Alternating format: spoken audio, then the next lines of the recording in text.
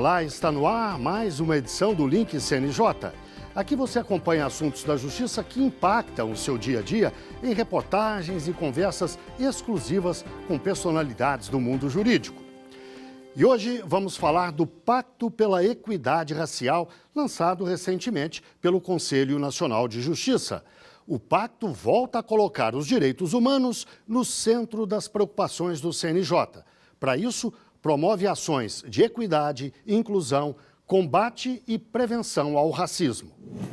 O pacto foi assinado pelo Supremo, pelo Tribunal Superior do Trabalho e pelo Conselho Superior da Justiça do Trabalho. Aos poucos, todos os tribunais do país devem aderir. Para que as políticas a serem construídas por este Conselho Nacional de Justiça façam sentido, tenham relevância para todas as pessoas, sem qualquer exceção. A pluralidade de olhares é essencial para que as desigualdades sejam desnaturalizadas e para que se rompa por completo com a lógica perversa de hierarquização de vidas. O trabalho do CNJ contra o racismo é antigo. Em 2015, por exemplo, o Conselho aprovou uma resolução que reserva aos negros 20% das vagas nos concursos para cargos efetivos e de ingresso na magistratura. E houve avanços, mas os reflexos da norma são mais lentos do que o esperado. O IBGE, no ano de 2019, verificou que 56% da população brasileira se autodeclara negra, ou seja, pretos e pardos, mas, por outro lado, o próprio CNJ verificou no ano de 2018, através do perfil sociodemográfico dos magistrados, que apenas 18% dos magistrados brasileiros são negros, ou seja, a gente tem um judiciário que ele não reflete a população brasileira. E isso é fruto, essa discrepância é fruto do racismo, que é fruto também do nosso passado escravocrata. Em 2020, o CNJ editou nova resolução que estabeleceu a política de prevenção e enfrentamento do assédio moral e sexual e da discriminação dentro do próprio judiciário. A política é dirigida a magistrados, servidores, estagiários e qualquer tipo de colaboradores. Mais uma vez, a medida é considerada positiva, mas precisa de tempo para produzir efeitos. A cultura não se muda de uma hora para outra, né? Ela demora para mudar. E para mudar tem que ter comportamentos repetidos, condutas repetidas e visíveis, ações, e não só discurso. Quem sente a discriminação na pele sabe, melhor do que ninguém, a importância do Pacto pela Equidade. Minha avó era quebradeira de coco babaçu, no Maranhão, então eu falo isso com muito orgulho, né? Minha avó pertencia a uma população que hoje em dia é reconhecida como um povo tradicional do Brasil, né? Junto com os quilombolas, por exemplo. Então eu tenho muito orgulho, assim, eu vejo com muita felicidade. Eu não fui beneficiada pela lei de cotas quando eu entrei, tanto na universidade quanto no concurso público, mas eu entendo como esse momento como um momento muito importante, inclusive de reparação histórica, né? Porque não tem como a gente vive uma falsa democracia racial no Brasil que diz que todo mundo tem oportunidades iguais, quando na verdade não há meritocracia nem oportunidades iguais, já que nem todo mundo tem o mesmo ponto de largada. Para falar sobre o assunto, eu converso agora online com Salomão Rodrigues, integrante da Comissão de Igualdade Étnico-Racial da Associação Nacional das Defensoras e Defensores Públicos. Converso também com Estevão Silva, presidente da Associação Nacional da Advocacia Negra. E ainda Eduardo Benones, coordenador do Grupo de Trabalho de Combate ao Racismo e Promoção da Igualdade Racial da Procuradoria dos Direitos do Cidadão do Ministério Público Federal. Muito obrigado a vocês três pela participação aqui no Link CNJ. Eu começo com uma pergunta para o Salomão. Que análise você faz, para além dos números, dessa questão na justiça brasileira? Essa realidade demonstrada pelo vídeo que foi repassado anteriormente, ela demonstra como o racismo ele tem se institucionalizado no nosso país em todas as instituições do sistema de justiça. Essa é uma realidade não só do Poder Judiciário, mas também dentro da carreira pública que eu integro, que é a Defensoria Pública, e também o Ministério Público, né? As pesquisas apontam essa diminuta participação das pessoas negras dentro das instituições de poder, né? Então, dentro do sistema de justiça, nós somos a menor parcela de participação, e isso vai impactar de forma essencial, inclusive na análise argumentativa, na aplicação do direito, no acesso à justiça, desde o primeiro momento em que as pessoas negras procuram a efetivação dos seus direitos, até a resposta dada pelo Poder Judiciário. Estevão, lhe peço a mesma avaliação. A magistratura, mas não só a magistratura, nós precisamos falar da justiça como um todo, inclusive a advocacia, inclusive o Ministério Público, Defensoria Pública, tem um problema com a questão de racismo, né? Esse racismo estrutural está nessas 3 instituições e tantas outras. Então, nós precisamos sim, eu fico muito feliz, né? Desde já parabenizo mais uma vez a ministra Rosa Weber por esse passo importantíssimo na efetivação da justiça. Mas falando a sua pergunta, a hora que você divide ali, você coloca os negros, que são 16%, e os pretos, que são ainda, um número ainda menor, nós precisamos olhar para esse número, porque o racismo brasileiro é justamente esse racismo de marca, ou seja, quanto mais preto, mais excluído você será do sistema. Eu gostaria de ouvir também a avaliação do Eduardo, por favor. A iniciativa da ministra Rosa Weber, ela tem destacado importância, não apenas do ponto de vista material, no sentido de compartilhar e de engajar outras instituições, mas também no sentido simbólico, né? Porque a iniciativa passa uma mensagem para a sociedade brasileira de que o Poder Judiciário, que é tradicionalmente visto como um poder mais conservador, né, está atento à questão racial.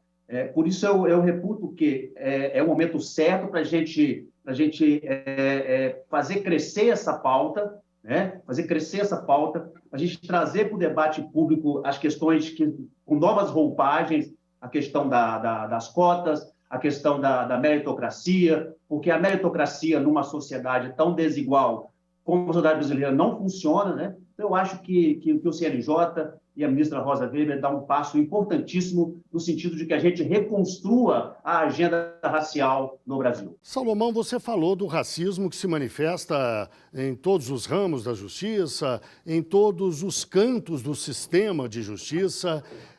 É um racismo velado ou é um racismo declarado? Como é que ele se manifesta? Na verdade, a gente tem diversos tipos de manifestação do racismo, né? Mas como o colega Estevão comentou, no Brasil a gente construiu essa perspectiva que é o racismo à brasileira, né? Das pessoas reconhecerem que o racismo existe na sociedade, mas não se colocarem como racistas, né? Como reprodutores das práticas racistas. Então, a gente reconhece que o racismo existe no Brasil, mas a gente não consegue fazer uma autoavaliação de como isso é reproduzido nas nossas manifestações. Então, dentro do sistema de justiça, que é o ponto focal, né, do pacto que hoje a gente trabalha, a gente percebe que muitas vezes, através de práticas de forma, algumas vezes até inconsciente, esses racismos são reproduzidos e provocam as agressões, né, na população negra. Estevão, o diagnóstico naturalmente é muito importante, mas acho que mais importante ainda é a gente falar sobre o que falta para se vencer essas barreiras todas que vocês conhecem muito bem. Tem um lugar de fala para discorrer sobre isso com tranquilidade. Mais importante, portanto, é a gente apontar caminhos. Sabemos daquela resolução do CNJ, que instituiu 20% de participação de negros na magistratura. No entanto, a evolução tem sido muito lenta e não chegamos ainda a esses 20%, como vimos na reportagem. Que outros caminhos seriam necessários, na sua avaliação?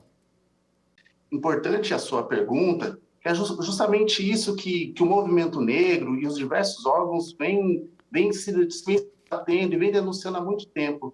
Porque o racismo à brasileira, ele é muito sofisticado. Então, muitas vezes, mesmo quando nós temos as políticas de cotas, nós temos várias resoluções do CNJ, nós ainda percebemos que os negros estão enfrentando dificuldade. E a pergunta que fica, e eu coloco, e eu já meio que respondo, Por que os negros estão enfrentando dificuldades? Inclusive, eu quero aqui fazer um apontamento. Quando nós falamos do concurso de cotas na magistratura, no Ministério Público, em todas as instituições, as cotas, elas incidem ali na primeira fase. Mas e na fase oral?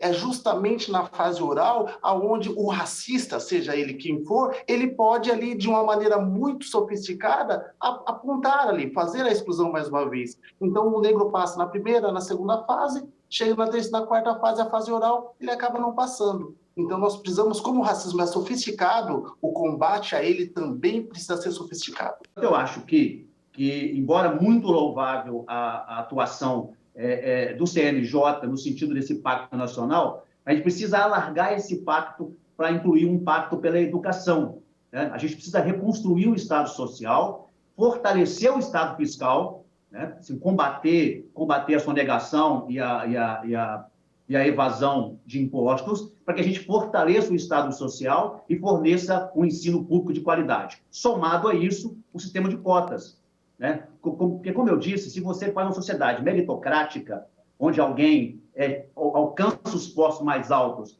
supostamente em função de seus talentos, de seu merecimento, mas acontece que eu costumo dizer que existe uma pole position, né?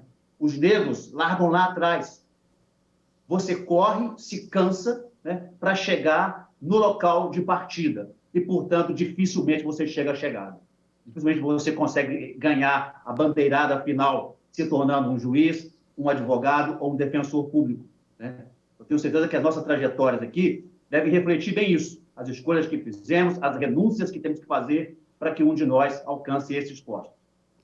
Salomão, o Eduardo falou especificamente do Ministério Público. Eu lhe pediria que fizesse o mesmo sobre a Defensoria, que desse um quadro das defensorias no Brasil como um todo. Mas vou pedir que você faça isso logo depois do intervalo. O Link CNJ, portanto, faz uma breve pausa e volta já já.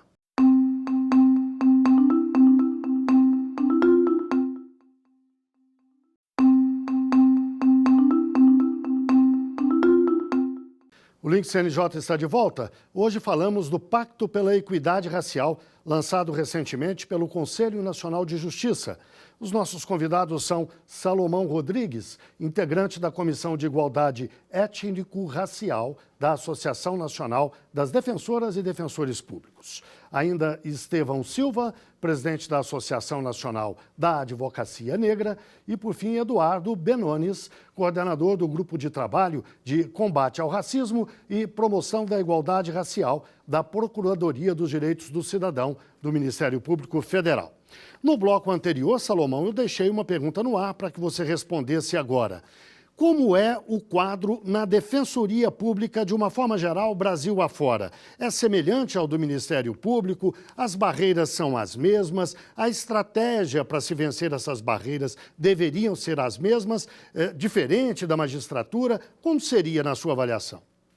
Guilherme, muito oportuna a sua pergunta, principalmente porque ela se insere ali no eixo 4, né, de atuação do Pacto Nacional, que é essa troca interinstitucional. A gente saber como as instituições, sejam elas públicas ou privadas, que integram o sistema de justiça, estão atuando. E a Defensoria Pública, recentemente, via a ANADEP, a gente trabalhou durante o ano de 2021-22 a campanha Racismo se Combate em Todo Lugar, né? Defensoras e defensores públicos pela equidade racial. É uma campanha que vai ao encontro do que hoje o pacto lançado pelo CNJ também viabiliza, né? Que é essa construção antirracista, e através dessa campanha, em 2021, foi o ano que a maioria das defensorias públicas dos estados implementaram em suas instituições a política de cotas. Não era uma realidade em todas as defensorias, e nesse ano de 2021, durante a campanha, foi o ano que a gente teve maior adesão das defensorias públicas estaduais.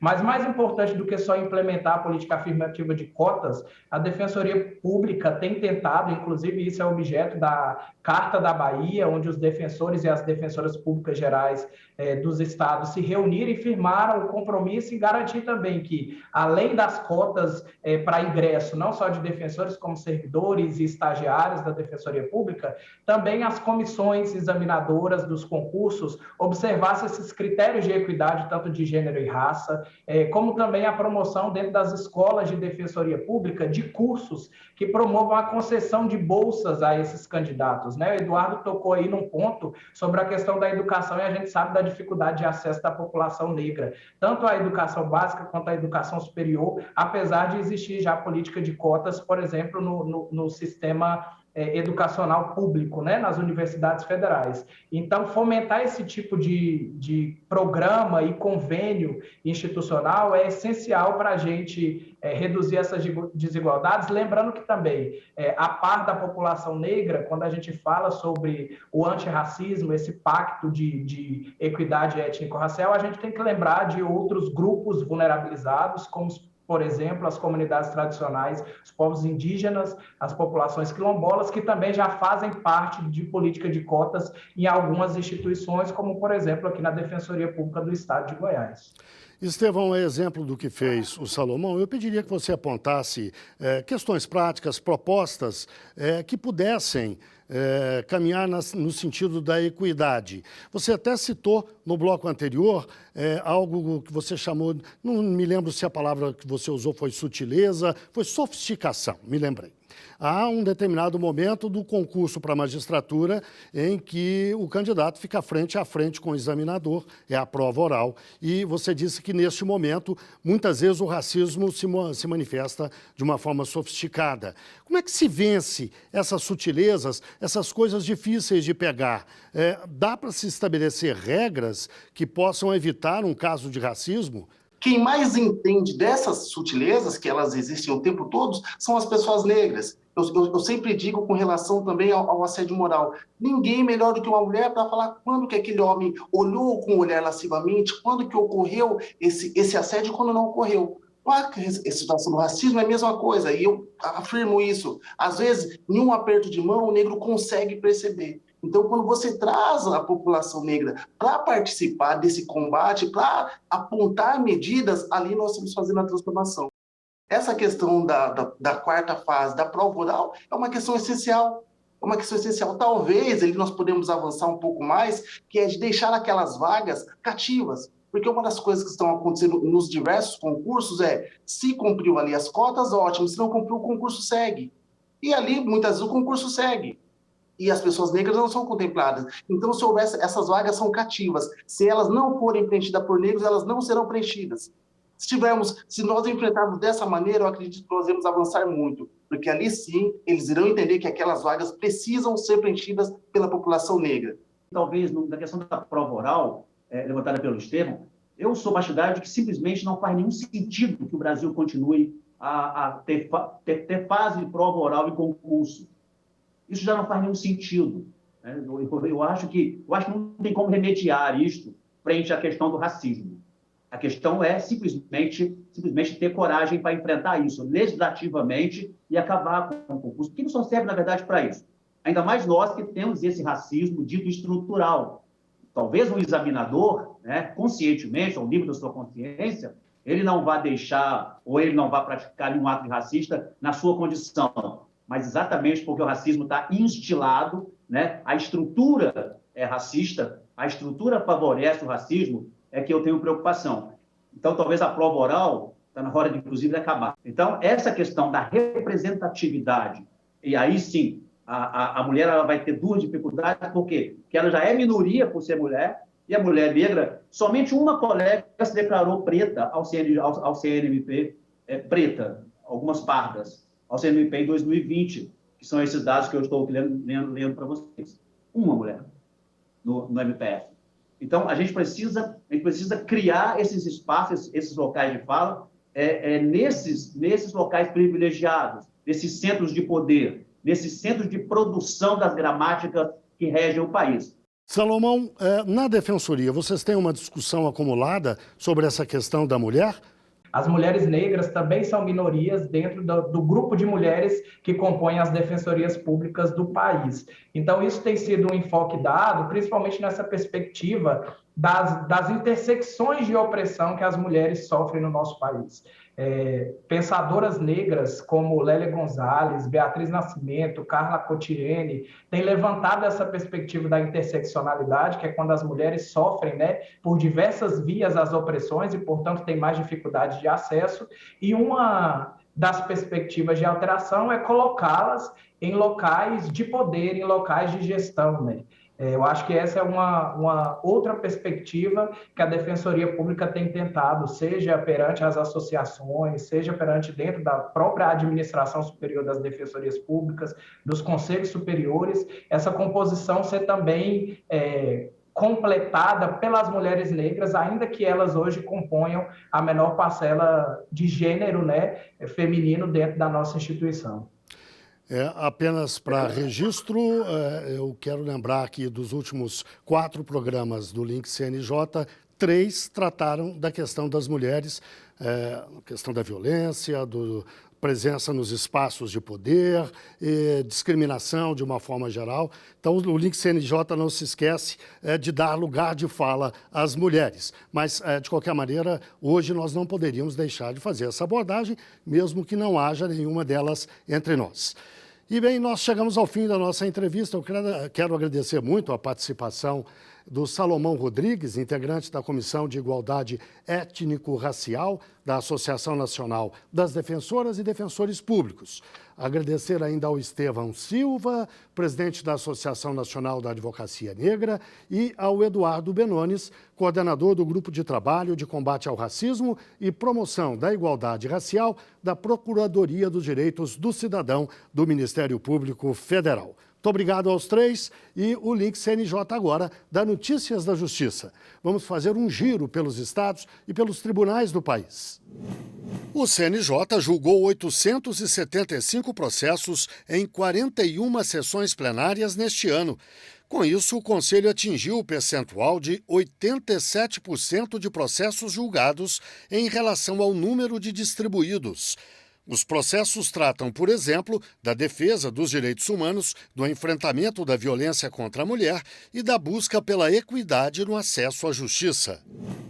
O Corregedor Nacional de Justiça, Luiz Felipe Salomão, mandou suspender perfis da desembargadora federal Maria do Carmo Cardoso em 2 redes sociais. A decisão foi tomada depois que a magistrada do Tribunal Regional Federal da Primeira Região fez elogios às mobilizações antidemocráticas no país. Uma reclamação disciplinar foi aberta. A atividade político-partidária de juízes é vedada pela Constituição e pelo Código de Ética da Magistratura. O Tribunal de Justiça do Distrito Federal e o Tesouro Nacional lançaram uma série de 8 vídeos sobre educação fiscal. A campanha Se Liga, Quem Sabe Mais Deve Menos está no YouTube e apresenta informações importantes para quem quer entender melhor os principais tributos e a importância da responsabilidade fiscal. É com o dinheiro dos impostos que o governo constrói escolas, mantém o posto de saúde, investe na melhoria da cidade e muitas outras coisas. É hora do CNJ nas redes. Vamos ver algumas das postagens que marcaram a semana nas redes sociais do CNJ. Olá! Talvez você ainda não saiba que desde junho de 2022, qualquer pessoa maior de 18 anos de idade pode solicitar a alteração de seu prenome sem motivo e sem necessidade de decisão judicial. No entanto, é necessário ter atenção aos demais documentos que precisam ser atualizados com essa mudança, como o título eleitoral, por exemplo. A retificação do seu prenome no cadastro eleitoral deve ser requerida pelo interessado à Justiça Eleitoral por meio de uma operação de revisão, indispensável para possibilitar que certidões eleitorais e o caderno de votação contemplem o nome atual. Saiba mais nas redes do CNJ. No próximo dia 21 de dezembro, o verão chega oficialmente. Além de ser uma estação marcada por temperaturas altas e dias longos, é nessa época que se inicia a temporada de chuvas em boa parte do Brasil. Em alguns lugares, as tempestades são tão intensas que podem acontecer enchentes, inundações ou até mesmo deslizamentos de terra. Por isso, demos algumas dicas do que fazer em situações de emergência, como enchentes e alagamentos. A Defesa Civil pode ser acionada pelo telefone 199 ou ainda o Corpo de Bombeiros pelo 193. Veja em nossas redes mais detalhes sobre isso. E para evitar a condenação de pessoas inocentes e possibilitar a responsabilização dos culpados, o plenário do Conselho aprovou resolução que estabelece diretrizes para a realização do reconhecimento de pessoas em procedimentos e processos criminais.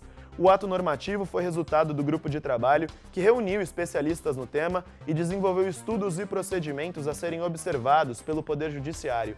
Acessando as nossas páginas oficiais nas redes, você pode entender melhor o tema. Por hoje é só, até mais! Agora vamos ao quadro Uma História, aquele momento em que um juiz ou uma juíza conta um caso que marcou a carreira dele ou dela. Vamos à história de hoje. Eu sou Fábio Esteves, sou juiz de Direito do Tribunal de Justiça do Distrito Federal e Territórios, e eu tenho uma história que ela é muito significativa sob o ponto de vista pessoal e também profissional para mim. Eu estava no meu primeiro dia de trabalho, isso ocorria no dia 5 de fevereiro de 2007, estava no Fórum Central, pronto para realizar uma audiência cujo crime era injúria racial.